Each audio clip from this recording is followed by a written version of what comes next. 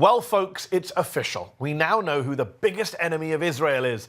Not Islamic extremists. No, no, no. Check out what Donald Trump's former chief strategist, Steve Bannon, MAGA darling, said at the Conservative Political Action Conference. The number one enemy to the people in Israel are American Jews that do not support Israel and do not support MAGA.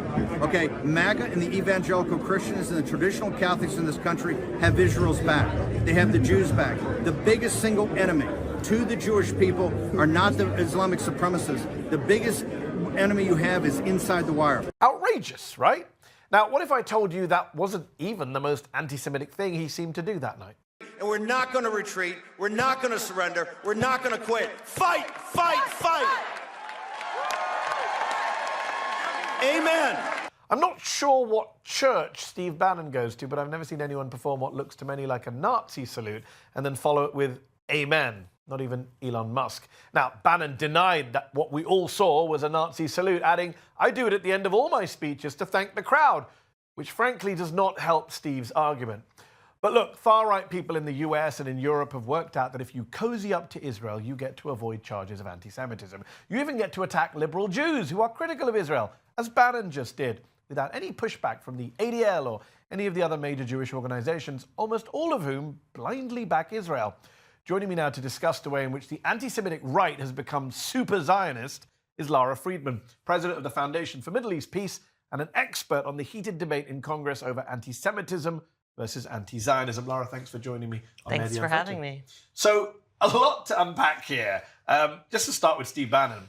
According to Steve Bannon, you are the biggest enemy of Israel, a bigger threat than ISIS. You are the enemy within the wire. What was your reaction when you saw those comments?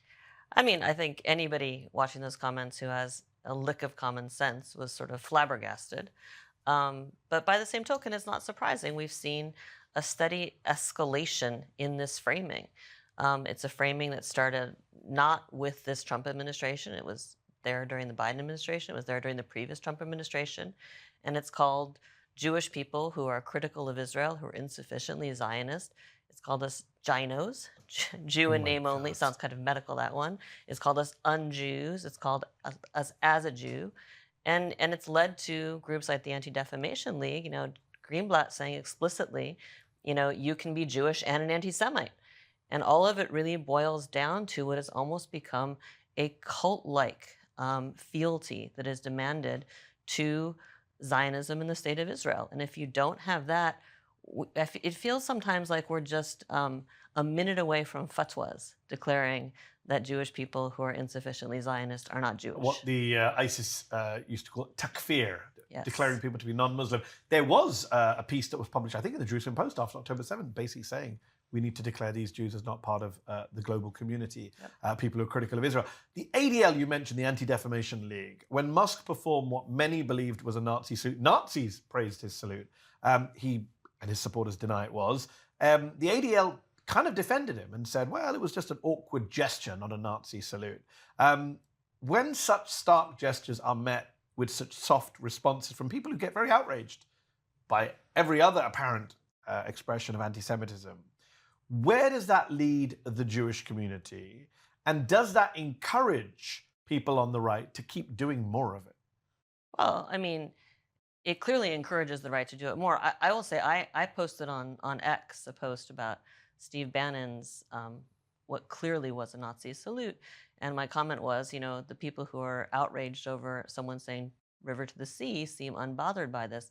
And that brought forth the biggest wave or tsunami of vitriol against me I've ever experienced, which really boiled down to shut up you and fill in your epithets followed by the word Jew.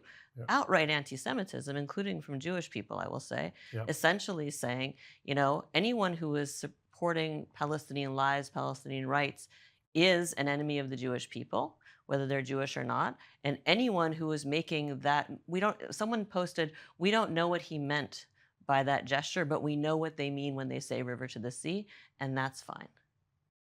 So you have people like Marjorie Taylor Greene and Viktor Orban. I can go down the list of people who have been accused of being anti-Semitic, and they've said that the go-to move, and you say this is not new, at least last decade, the go-to move has been, I can't be anti-Semitic, I'm super pro-Israel. that seems to have permeated across the political spectrum. People seem to buy that connection. How do you disconnect it? How do you remind people that actually you can be super pro-Israel and still anti-Semitic? Liking this video?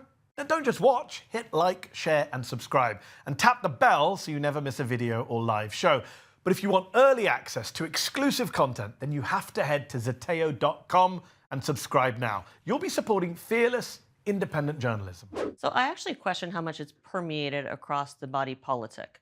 I think even before October 7th, there was a frustration amongst many people who can think for themselves, who say, I'm not anti-Semitic, I don't have any animus against the Jewish people, but I object to what Israel's doing. I think post-October 7th, you look at polls, I think it's clear that that is even bigger, and that is across the political spectrum. I mean, one of the concerns I think of people on the right, if you're on social media, if you follow right-wing social media, which I do, there is growing criticism of Israel on right-wing social media. Influencers who, whether it's because they are dogmatically xenophobic or don't like foreign aid or whatever, they're increasingly critical. But for the political class, and that's really what we're talking about today, you mentioned Congress at the beginning. It takes us where we are today, where we're going to have a hearing next week in the Senate on anti-Semitism. This is a Republican convened hearing. We have no idea who's going to be testifying. But the framing around this is we're finally going to have the first hearing on anti-Semitism, as opposed to the hearing that they had last year in the Senate Judiciary Committee, which was about anti-Semitism, Islamophobia, and hate, which Republicans are very unhappy about, which really turned into a hate crime against the one Arab American, Muslim American on the panel because of Israel. And I assume the Senate hearing and everything the Republican Party does on this is related to Israel. They're not actually interested in interrogating the anti-Semites in their midst. Well, that's clear. Far-right white supremacists who pose a massive threat. Yeah. Sometimes I feel like I'm losing my mind, Lara. You tell me, as someone who is Jewish, knows the community well, knows this topic well. Since October the 7th, I have had very good Jewish friends, former colleagues of mine telling me that they've never felt as unsafe as they felt. And I keep saying, it's not that I disrespect anyone's feelings. People's feelings are legitimate. And clearly, there have been anti-Semitic attacks in the last couple of years. But I'm also not a goldfish. I have a memory longer than 8 seconds. And during the Trump administration, multiple synagogues were attacked. One synagogue was attacked, and there was a massacre there that was, I believe, the biggest killing of Jews in modern American history in Pennsylvania. Both attackers in both synagogues were far-right white supremacists. They were not left-wing anti-Zionists. And yet I don't hear about that anymore. It's almost been memory hold, as if that isn't the real physical threat to Jewish Americans. That's been memory hold. Also, it's been memory hold since October 7th. Actual physical attacks in the U.S. We've had the one person killed in an attack related to October 7th in the U.S. has been a Palestinian child. Yeah. We had a shooting against Palestinian students that left a young man paralyzed for life. The challenge here is there's basically no gray area allowed. Someone like me would like to open a conversation about the challenge of engaging a Jewish community that is genuinely feeling a sense of unease, lack of security, concern for the future, some of which is based on very real trends. Most of those trends coming from the far right, but also related to what they see happening in Israel. And how do you speak with empathy to those fears while also saying the reality, which is Jews in America are not under attack by Hamas. That's just not reality. And there is an ecosystem of organizations and influencers who want to say, you have to think of it that way. And it's worked. I know I have friends and family who are genuinely fearful that, Hamas is going to blow up their synagogue. And meanwhile, the actual people who pose a threat to the synagogue are being incited, encouraged, amplified by the President of the United States. Yes. And on top of that, the people that they want to see, the people that they are afraid of are not the right-wingers who attacked a synagogue in Pittsburgh.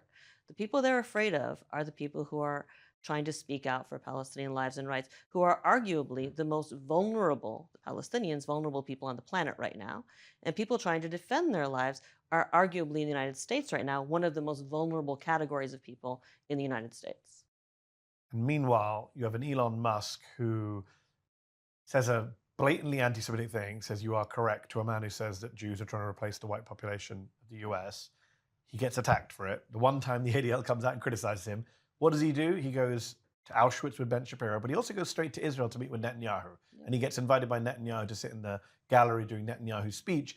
There is this sense that you can go wash off the accusations of anti-Semitism by being as pro-Israel as possible. Christian evangelicals have done it over the years, the Jerry Falwells and others who have been accused at different times. This is a concerted strategy. This is not accidental. It's a concerted strategy, and it's been going on for a long time. I mean, I think the CPAC event, the events at CPAC this year got a lot of attention. I think people probably are have paid less attention to the fact that recent CPACs have, I mean, we had the CPAC just a couple of years ago where there was the Nazi symbol of the stage. Oh, we didn't mean it. That was an accidental Nazi symbol. But even going further, you can look at Hungary. I mean, CPAC has an event in Hungary every year, where a lot of the same people who are now leading these policies in the US have been going for years, standing shoulder to shoulder with Israeli right-wingers, Israeli illiberals, and making common cause. I think what we're seeing laundered isn't merely anti-Semitism. What we're seeing laundered here is illiberalism. And you have a confluence of illiberals. So you have an Israeli body But the irony is that Jews in the West have been at the forefront of liberalism because Jews have suffered most at the hands of illiberalism. They have. There seems to have been a logical shift, which for me, from my own analysis, started in the first Trump era, really. But I'm sure it started sooner even with Reagan, with the beginning of the cozying up to the evangelicals.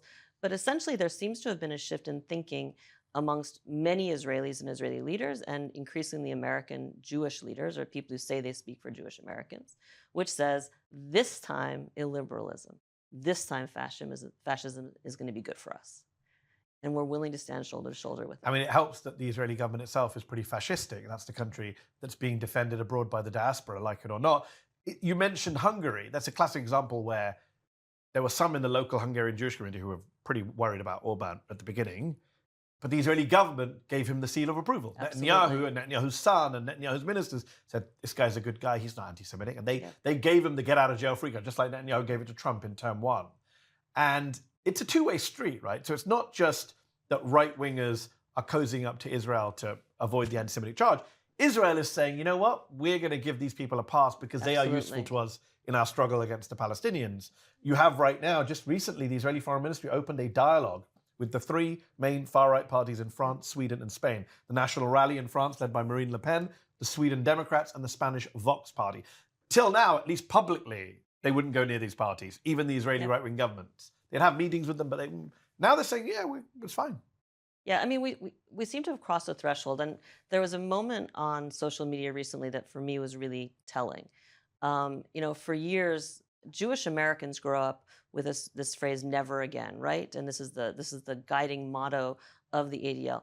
I will say, as a Jewish American raised in the States, my understanding of "never again" was always never again to anyone. We are the light into the nations. We've learned from our experience, the experience of World War II. We will never permit this to happen to anyone ever again, and that is the basis of international law and all of that.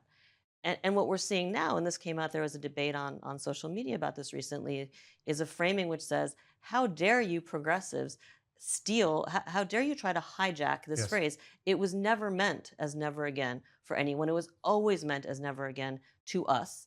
And in the service of never again to us, whatever means are necessary. We have no obligation to the world. What's so ironic that even if you take that narrow view, which you don't and I don't and many others don't, even if you take that narrow view of never again to the Jews, this is not good for the Jews. When the AfD, a Nazi-aligned party, is doing well in Germany, that is not good for the Jews, I would argue, when a far-right party is doing well in Germany. I would also argue, what's not good for the Jews, Steve Bannon, I think I saw people sort of dismissing this. And for people, if you dismiss Steve Bannon, you haven't been paying attention to the arc of politics for many years. This is to listen to people when they tell you who they are and listen to the people who shape the narrative of the people in charge. But just, what Steve Bannon said at CPAC effectively wasn't merely that Jews, and he's referring to Jews in Israel too, that progressive Jews are the problem. He's basically saying that the 80% of Jewish Americans who are not pro-MAGA and who are not pro-Bibi are the problem. He isn't merely talking about the Jewish students who are out in the streets with Palestinians for Palestinian rights. He's not just talking about JVP. He's talking about 80% of Jewish Americans. And if people, because they are right because of fear or because you've somehow, maybe it's easier if I buy into this simplistic framing of anti-Semitism equals all the things that I'm uncomfortable with. Yeah. This is where it takes you. And if you're not going to sign on to the MAGA agenda, then they're basically saying you are an enemy of the people. That's the framing here. It's also amazing how he gets away with rhetoric that no one else could get away with. If the idea that, if I rightly would have been run out of MSNBC or anywhere else mainstream that if I had said Jewish billionaires, they're controlling everything. That's what he says in that clip. He specifically goes after Jewish billionaires because Soros is their great boogeyman. You talk about 80% of American Jews.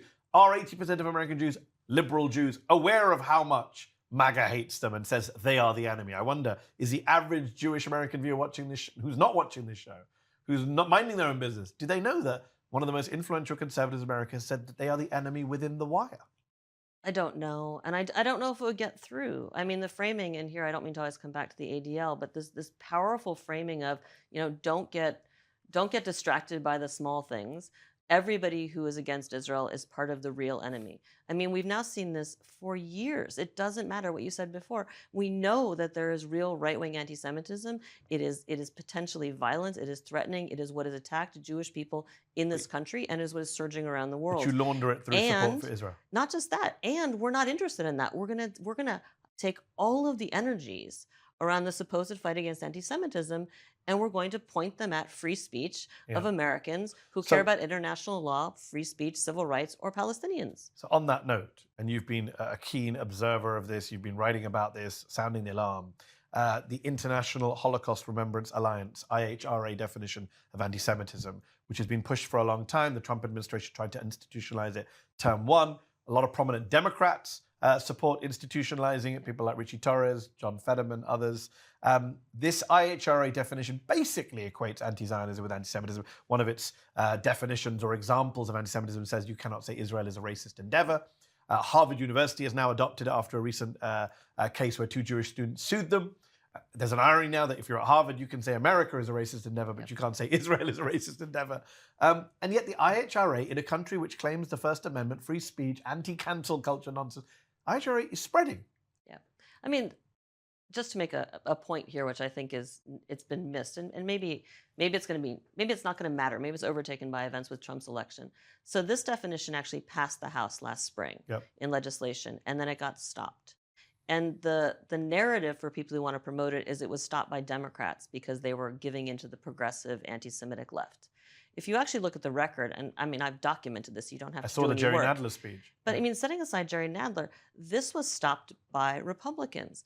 The passage of this in the House unleashed a wave of opposition from the center to the far right of the Republican Party. That included the anti-Semites who say, we can't do this because it'll make it illegal to be anti-Semitic. Yeah. But it also included the whole center part of it. I mean, Bill Ackman tweeted against this. Elon Musk retweeted, I think, Matt Walsh tweeting against this. You had in the New York Times conservative columnists against it. You had a major editorial, long one in Tablet and yet its magazine. momentum continues. All of these came out. Batya Ungar-Sargon posted, I think, a 4-tweet thread opposing it. All of them basically saying variations of this goes too far on free speech, and this is stealth DEI. And they're not wrong. This is basically creating a special DEI category. We're going to destroy DEI for everybody. We're going to have a special category for supporters of Israel. This is the irony that this was more opposed publicly on the right from this free speech absolutists and the anti-DEI folks than by mainstream Democrats is fascinating. I mean, it raises real questions about whether it will be opposed again this year now that Trump has been elected. I tend to think they'll all forget that they had those positions. Just one final question, Lara. We often hear, and I've done debates on this, but I want to hear it from you, and I think our viewers would love to hear it from you. Why, in your view, make the case, because supporters of Israel will say, anti-Zionism, of course it's anti-Semitic. You're picking on the only Jewish state in the world, therefore you're anti-Semitic. Make the case for why, in your view, anti-Zionism is not anti-Semitism. Look, until this... before the failure of the peace process, when it was still okay to criticize Israel, during the peace process, pre-peace process, which is before my time, it was the same thing. If you criticize Israel, you're an anti-Semite. We had the era of the peace process when it was okay to criticize. As the peace process became non-credible, non-serious, and Israel was doing things that made clear it didn't want peace, it became harder and harder to criticize, and it became this conflation. For those of us who grew up in a world of anti-Semitism is real, let's think about what it is. Anti-Semitism is hatred, threats, attacks on Jews because they are Jewish. And by the way, this is more or less the definition that was articulated by President Biden in his own anti-Semitism strategy when he didn't buy onto the IHRA definition or anything else. That is it. The idea that objecting to the policies and actions of a sovereign state is anti-Semitic is laughable in any other context. Of that state, they would and say. The idea that, I mean, it's funny. I mean, I grew up in Arizona, right? So in Arizona, we have many, many Native American tribes. I was raised learning about this. There was no question that if you were someone who is from a Native American tribe who had your land stolen, your identity erased. I mean, this is the horrible history of the U.S.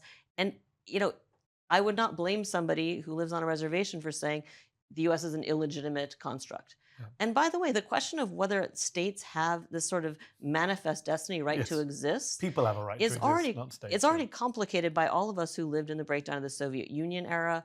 Borders are not sacred. The idea that there's one nation in the world, maybe two, because of manifest destiny of the United States, it's absurd. Last thing I'll say, every time I have this conversation with people who are saying, oh, you cannot, Israel is the one state who people question its right to exist. These are the same people who are basically saying Jordan is Palestine. Yes. They don't believe Jordan has a right to exist. Yep. And we're in a moment now, post-October 7th, where Israel is literally redrawing the borders of the area around it. Syria. With people openly saying that maybe these states don't have a right, shouldn't exist. Yeah. Somehow, and if what you go back to is that there is the Bible, and the Bible is your real estate book, then there's nothing I can say that is going to in any way challenge your views, right? None. If you say, well, but the Holocaust, I'll remind you that Obama was accused of being a rank anti-Semite for saying that the Holocaust justified Israel's existence. Israel is a state. It should be open to criticism like any other state. The fact that it is not speaks to a deeper problem in our narrative. It's interesting you said borders are not sacred. Donald Trump said that recently in relation to getting Canada to become part of the US. Exactly. Apparently Canada does have a right to exist. Lara Friedman, thank you so much for your time and your analysis. Appreciate it. Thanks for having me. Did you like this video? Don't forget to subscribe to this YouTube channel and turn on notifications. For exclusive content and to support our independent, unfiltered journalism, head over to Zeteo.com. Your support matters.